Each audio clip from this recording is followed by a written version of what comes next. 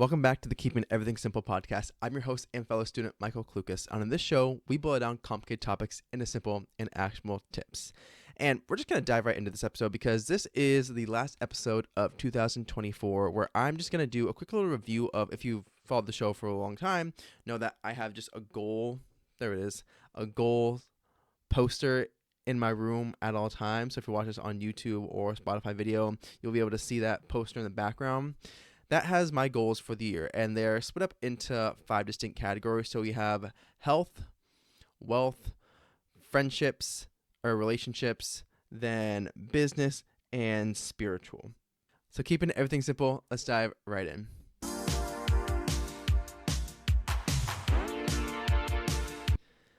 So the very first one was the health goals, like the physical health, and that was, and I have them on my phone here too, so I can read them out as I go. Health. Hybrid style training to maintain a weight of 170 to 175 pounds, focus on simple nutrition and meal prep with a consistency of going 3 times a week minimum to the gym, for keeping a minimalist style of training, and define fun cardio.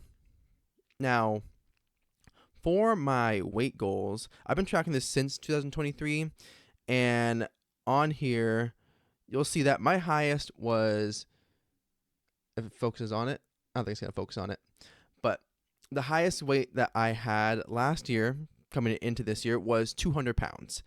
I got to my lowest this past week, actually, oddly enough, especially with it being the holidays.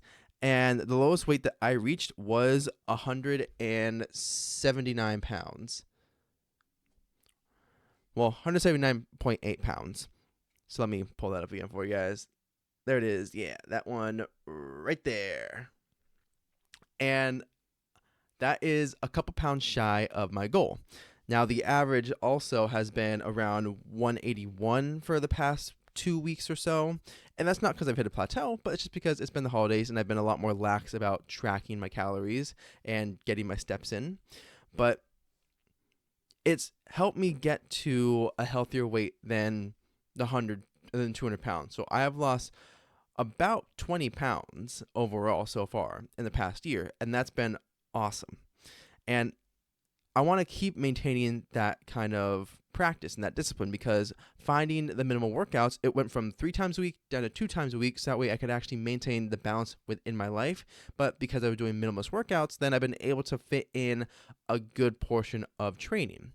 And then finding cardio or fun ways to do cardio, it's been, I bought a walking pad for my wife and I, and I've been using it pretty much daily, where I'm able to get in at least 5,000 steps in the morning before anything else happens, and still have time then throughout the day to naturally hit the rest of my 10K.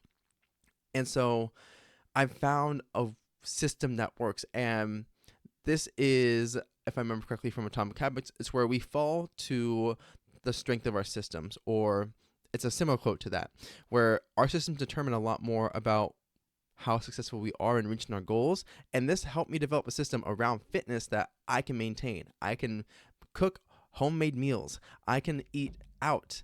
I can still meal prep for my wife and I and have a lot of fun with it. And so the system that was developed out of having that goal has helped me reach a healthier weight again, as well as create a healthy lifestyle that is not necessarily effortless, but is a lot more effortless than before. The other health aspect on here was mental health. So a focus on journaling, learning, and applying the counseling that I've had in the past, as well as doing a deeper dive into my emotions and my own mental landscape. So things that would have necessarily been a bad habit in the past, a misunderstanding for me, or just, not having the healthiest reaction to something. So those are kind of like the mental health aspects that I wanted to focus on this year. And it has been going over fairly well. So a daily journal that I do have is this one. I've had this thing since the first entry in here, let's see, is, December 25th, 2017. So I've had this journal for 7 years, and very clearly I could have filled this journal up in that time period if I was actually consistent on journaling. But overall, the journaling system is something that I've always come back to. And I've been good about it this year, where I have been working on the gratitude journaling. I've been working on daily pages, just working on different ways of tracking where I'm at mentally and seeing where I want to go in the future. And that's been very helpful, especially because I got married in June of this year. There's been so much that's changed and so much that I have yet to learn about my own ability to be a good husband, to be a good partner, to be a good friend. And the journaling has helped with that because it's allowed me to process not only my emotions, it helped me to process like difficult conversations or arguments that my wife and I have had and become more grounded in the present rather than having that constant worry that I tend to have of the future and focusing on how am I doing the most I can today and understanding what that does to my emotions and to my understanding. So I've made good progress on that, and I want to maintain that because I have made a journal, and that is available on Amazon if you want to check out the link to that down below in the description.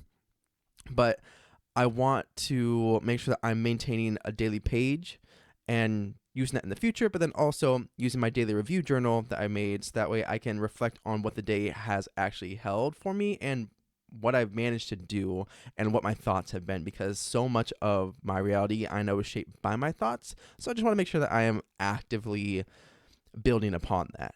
And real quick, thank you guys so much for watching. And if you are finding any value on this, if you're watching this on YouTube, make sure you leave a like, comment, and subscribe. Ring that notification bell so you know every time that we upload a new episode. It really does help us out so much, and I greatly appreciate it. If you're listening to us on Spotify or a podcast app, then make sure you leave us a 5-star rating and give us a follow. That way you know, again, every time I upload a new episode. And it just stokes my ego just a little bit more.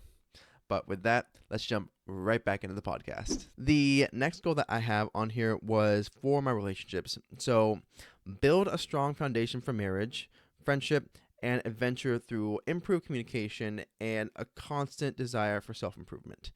And with this one, like I said, I got married in June, and so much of this year was also taken up by wedding planning and trying to actually be a helpful husband or a helpful fiance at the time, because there's often been the stories of, hey, the husband just showed up to the wedding day while the wife spent, 9 months, 12 months just freaking out and having anxiety attacks over the details and making sure that everyone was happy and everyone was taken care of, and the husband's just getting to float along and show up on the day of and be like, oh, wow, look at these decorations. Look at this guest list. Can't believe all this came together. Great work. And leaves it at that. I didn't want that to be the case. And so building a good, strong foundation for marriage started with being involved in the planning, actively trying to be helpful and be preemptive. So not just asking my wife, hey, tell me what you want me to do, and say, all right, I'm going to do X, Y, Z. Like the big example I have was vendors. My wife did not want to have to deal with the vendors. And so it was my job that I took on. I'm like, hey, I will deal with all the vendors. So whether that be the photographer, whether that be the cake, the catering, the cupcakes for everybody, just I will handle that stuff so you don't have to worry about that. And doing a bunch of other small details too. Like, all right, we've sat down, we've had our lists, let me help out and take on X, Y, Z. But that was building a strong foundation for marriage. But then also it's been about not just in my personal relationship, but also within my friendships of how can I maintain a good connection with the people that are close to me that I want to keep within my small inner circle. And that has been setting up consistent, reoccurring lunches, dinners, and times just to hang out and catch up, because it's so much fun to have something to look forward to. And the system that ended up falling into place for me was at least try to plan a meal with them once a month, because that's something that in the busy lives that we all tend to have, it's something that is manageable to have at least one meal with someone that you want to stay connected with and someone that is meaningful to you. And so to my friends, I've greatly appreciated the fact that I've gotten to not only connect with them, but my wife has also enjoyed getting to connect with them and become close to them as well.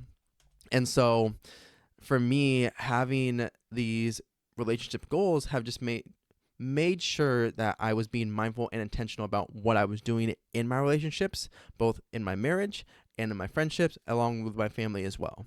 And all of it just boiled down to, am I being intentional about stepping up and stepping out? Now, the other one for relationships was carve out dedicated time for important people in my life, go deeper into our relationships, and then have more fun all around. And that's kind of just related to what I was talking about. The fact that the system that ended up forming was, if I think about someone and I just want to send them like an Instagram reel, send them the reel. Don't question it. Don't be like, oh, I should probably send it to so-and-so. Take the 2 seconds and send it. Same thing with text messages. Just texting them on holidays, texting them randomly to say, hey, how you doing? This is just a check up and a check in.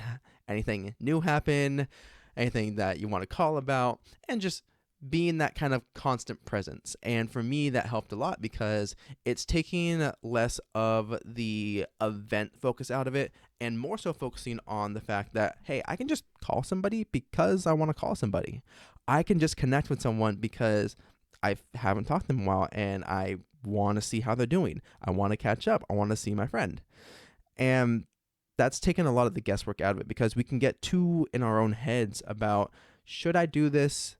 Is this like a good time? Maybe they're busy, instead of just, hey, having 24/7 access to somebody digitally is a new phenomenon overall in the world comparatively to the rest of our human history.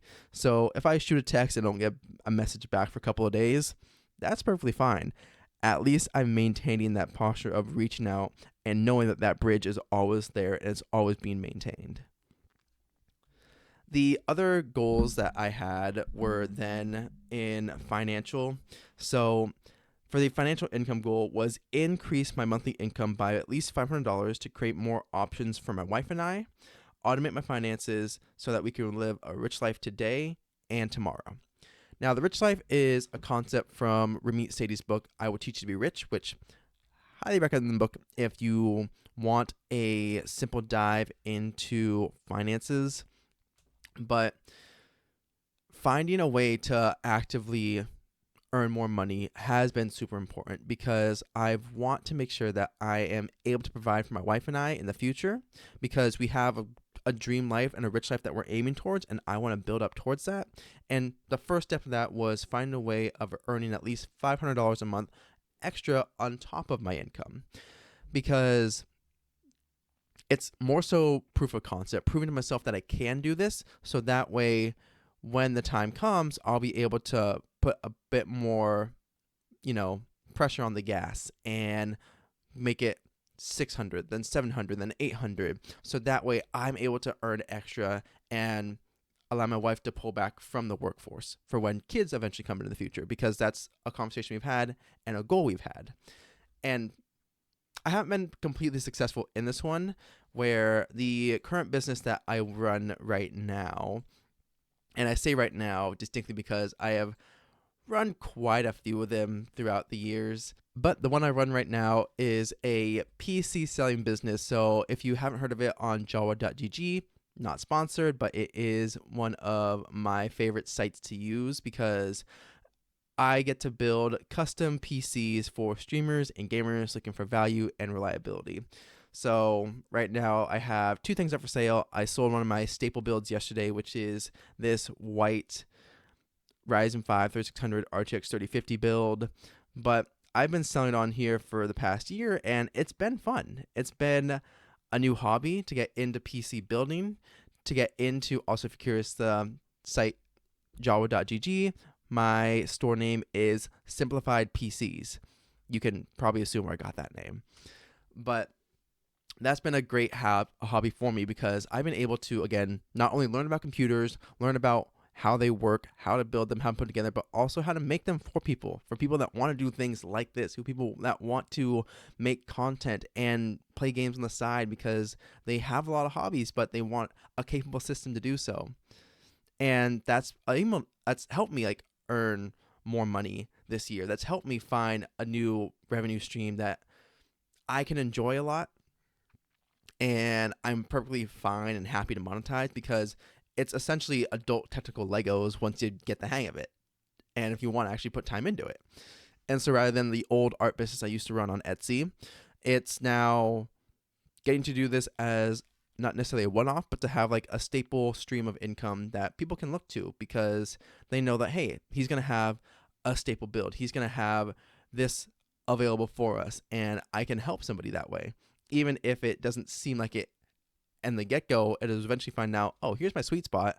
It's for content creators. It's for streamers who also happen to like to game on the side. And so I look forward then to trying more within like the next couple years to actually build this up, where that is starting a shorts channel on simplified PCs and running a small PC online selling business. I know the Toasty Bros are one of my big inspirations for that front, as well as Elijah's Labs on YouTube. Just like smaller creators, or a smaller creator versus like a larger creators who have a dedicated like store and everything. So there's a lot of goals I want to do with that, but for right now, I'm just happy that I'm able to earn some extra income through this and accent my wife and I's new life. Real quick, if you are enjoying this episode, then you might also enjoy our weekly newsletter, the Keeping Everything Simple newsletter. Yes, there is a very obvious naming scheme going on here, but that's besides the point. If you want to get an inside look into how some of the lessons and stories I talk about play out in my life, then the weekly newsletter would be a great way to dive deeper into that, as well as getting resources and recommendations for books, articles, other YouTube videos that will give you greater insight into some of these complicated topics and how we're going to be able to boil them down more and more together. Subscribe down below in the link in description to the Keeping Everything Simple newsletter, and I will see you in your inbox. All right, let's get back to the podcast. And the other goal on here was for just like my personal development overall. So I want to improve my life and business through really honing in on my interests, having fun, dedicating myself towards research, and then having a spirit of adventure and simplicity. And a lot of it comes down to not second guessing myself, not having this constant kind of conversation around should I do something, should I not do something, but instead doing a quick little bit of research into a topic and then taking action when I'm trying a new habit or trying to form a new idea. And then compared to also the business side of it, so things like this, the podcast, things like trying to actually get a newsletter, trying to write more on LinkedIn, working on an ebook right now, working on an actual book. There's been so many things that for the business side of it, I've tested out and I'm working on because it's slow burn. It's going to take me time, but I'm trying to keep it simple. I'm trying to keep it within the realm of my interests. Like, again, the computers that I was just talking about for the simplified PC store on Java, I am developing my hobby because it's fun, it's interesting, to me it's really cool, and I get to do so because I've spent time searching and learning a whole lot.